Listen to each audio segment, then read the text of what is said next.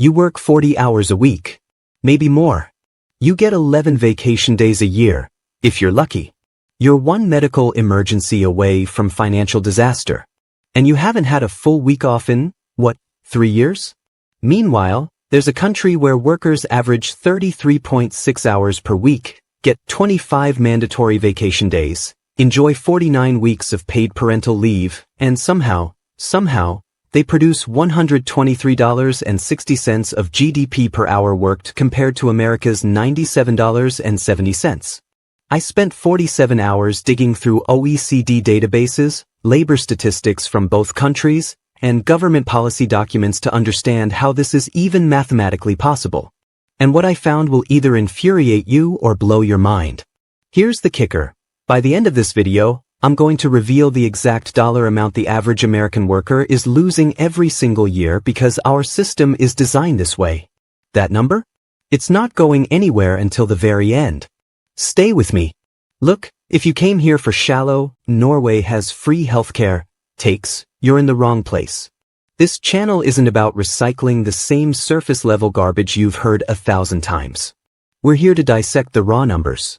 To understand why Washington's economic model, the one we've been told is the gold standard, is actually bleeding its workers dry while Norway's citizens work less, stress less, and somehow outproduce us per hour.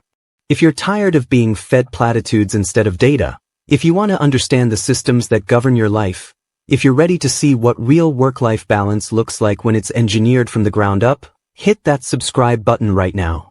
This isn't a request. This is an invitation to join the 1% of people who actually understand how global economic systems work. Let's go. Here's where we are in America as of 2025. Average working hours, 34.2 hours per week, but that's including part-time workers. Full-time Americans? We're clocking 40 to 50 hours weekly, with 40% of us working between 41 and 50 hours. Vacation days. The average American gets 11 vacation days per year. After 5 years at a company, that creeps up to 15 days. After a decade? Maybe 18. And here's the gut punch. There is no federal law mandating paid vacation time in the United States. None. We are one of the only developed nations on planet Earth with no guaranteed paid time off. Let that sink in for a second. Parental leave. The U.S. is the only country among the 38 OECD member nations that doesn't guarantee any paid maternity leave. The Family and Medical Leave Act gives you 12 weeks of unpaid leave, if you qualify. Most companies offer an average of 11.8 weeks of paid parental leave as of 2025, but only 1 in 4 private sector workers even has access to paid family leave. 1 in 4 mothers returns to work within 10 days of giving birth. Burnout statistics. As of 2025, 66% of American workers report experiencing job burnout, an all-time high. 77% have experienced burnout at their current workplace. 85% report feeling burned out or exhausted. This isn't just a bad year. This is systemic. Now, here's where it gets weird. Americans are incredibly productive. We're told we need to work these hours, that we need to hustle, that this is the price of being the world's largest economy. But what if I told you that working more doesn't actually mean producing more?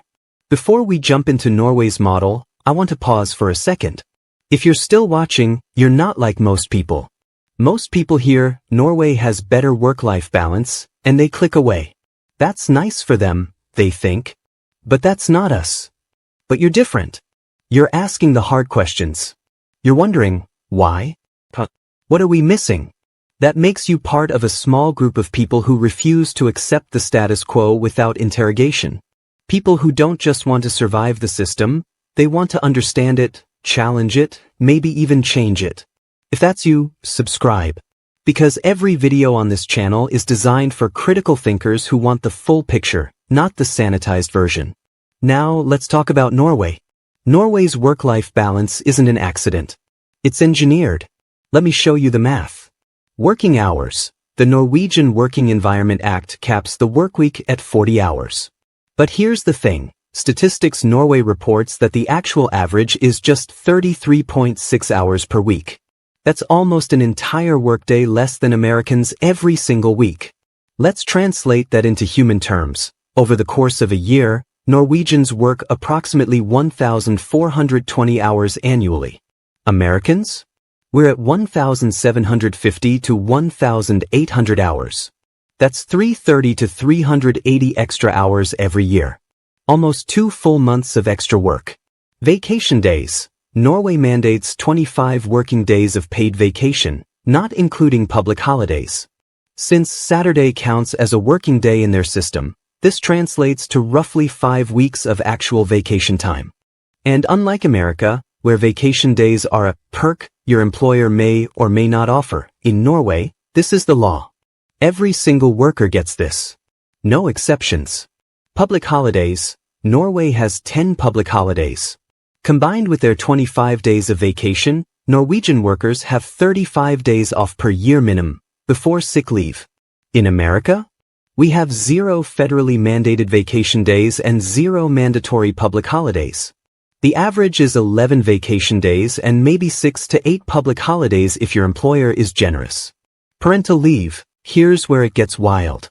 Norway offers 49 weeks of parental leave at 100% pay, or 59 weeks at 80% pay. Both parents can share this time. There's even a father's quota, a portion of leave reserved exclusively for dads to encourage shared caregiving. 90% of eligible Norwegian fathers take at least part of their parental leave. In America, as we've established, there is no federally mandated paid parental leave. None.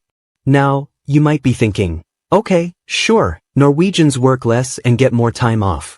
But they must be less productive, right? They must be sacrificing economic output. Wrong. Here's the plot twist that changes everything. Norway produces $123.60 of GDP per hour worked. The United States? $97.70 per hour worked. Read that again. Norwegians, working fewer hours with more vacation time and generous parental leave, are producing more value per hour than Americans. This isn't just a little bit more. This is 26% more productive per hour. How is that even possible? The answer is in the system design. When you give people time to rest, time to be with their families, time to recharge, they come back to work sharper, more focused, and more efficient. Burnout doesn't just make you miserable. It makes you bad at your job. American productivity is spread thin across too many hours. Norwegian productivity is concentrated, intentional, and sustainable. Now here's the question I want you to comment on below. I'll be reading every single response. If you could choose right now, work the American model, longer hours, minimal vacation, high burnout, but keep your current salary, or work the Norwegian model, fewer hours, 5 weeks vacation, generous parental leave, but potentially take a 10 to 15% pay cut to adjust for the system, which would you choose and why? Drop your answer in the comments. Tell me which model you'd pick and what your reasoning is. I'm genuinely curious where you all land on this. Let's talk about what this difference actually costs the average American worker. Lost time. Remember those 330 to 380 extra hours Americans work per year? Let's assume a $25 per hour wage, roughly median. That's $8,250 to $9,500 worth of your time every year that you're giving away, not because you're more productive, but because the system demands it. Lost health. Chronic stress costs the U.S. economy an estimated $300 billion annually in healthcare costs and lost productivity. 66% burnout rates don't just hurt your mental health, they lead to cardiovascular disease, diabetes, depression, and shortened lifespans. Lost family time. 1 in 4 American mothers returns to work within 10 days of childbirth. Think about what that does to maternal health, infant bonding, and family stability.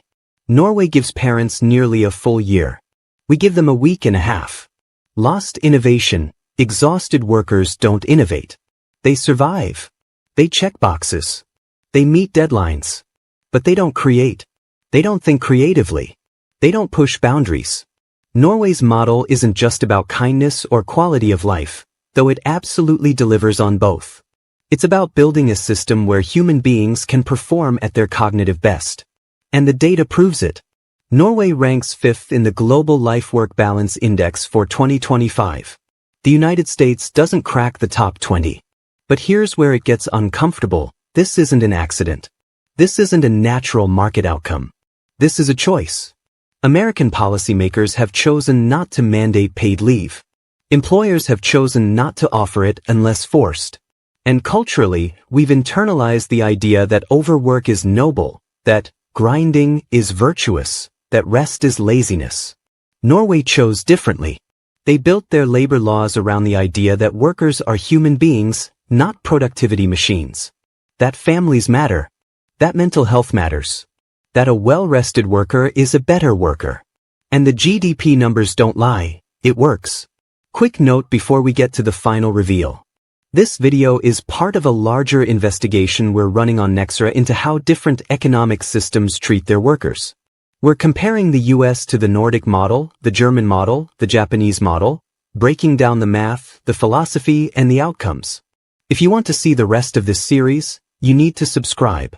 Because YouTube's algorithm doesn't care about quality, it cares about engagement. And if you don't subscribe, you won't see the next deep dive. So if you want the full picture, if you want to understand not just what's broken but how other countries have fixed it, hit that subscribe button and turn on notifications. Let's keep going. The obvious question, if Norway's model works so well, why doesn't America adopt it? The answer is complicated, but it boils down to three things: ideology, lobbying, and cultural mythology. Ideology. American capitalism is built on the principle of minimal government intervention in the labor market. The belief is that the market will self-correct, that if workers want better conditions, they'll demand them and employers will compete to offer them. But that only works if workers have leverage. And in a system with weak unions, at-will employment, and no safety net, most workers don't have leverage. They have survival mode. Lobbying. Business interests in the US have spent decades fighting mandatory paid leave laws. The argument is always the same: it'll hurt small businesses. It'll make us less competitive globally. But the data from Norway, Denmark, Sweden, and Germany proves that's not true. Those countries have thriving economies, high productivity, and strong business sectors, while also protecting workers. Cultural mythology. Americans have been sold the hustle culture story. The idea that if you're not grinding 60 hours a week, you're not serious. That rest is for the weak. That success requires sacrifice. But here's the thing. Norway has successful people too. They just don't destroy themselves to get there. The question isn't whether America could build a Norwegian-style system. The question is whether America will choose to. All right. Time to close the loop. Remember at the beginning when I said I'd reveal the exact dollar amount the average American worker is losing every year because of our system? Here it is. Based on the productivity gap, the extra hours worked, and the lost health and family time, the average American worker is giving away approximately $12,000 to $15,000 in value annually compared to what they would gain in a Norwegian-style system. That includes the monetary value of time, health costs, and quality of life factors. $12,000 to $15,000. Every single year. Not because Americans are lazy. Not because we're less capable. But because the system is designed to extract maximum labor with minimal protection. Norway built a system that values human dignity alongside economic growth. America built a system that treats humans as inputs in a productivity equation. And the wildest part? Norway's economy is thriving. They have one of the highest GDPs per capita in the world, a $1.7 trillion sovereign wealth fund, and some of the happiest citizens on the planet. So what's the takeaway?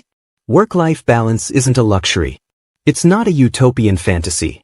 It's an engineering problem, and Norway solved it. The question is, will America ever try? If you made it this far, you're part of the 1%.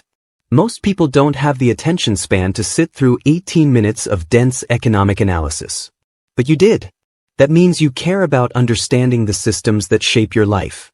Welcome to the team. If you found this valuable, do 3 things. 1. Hit the like button.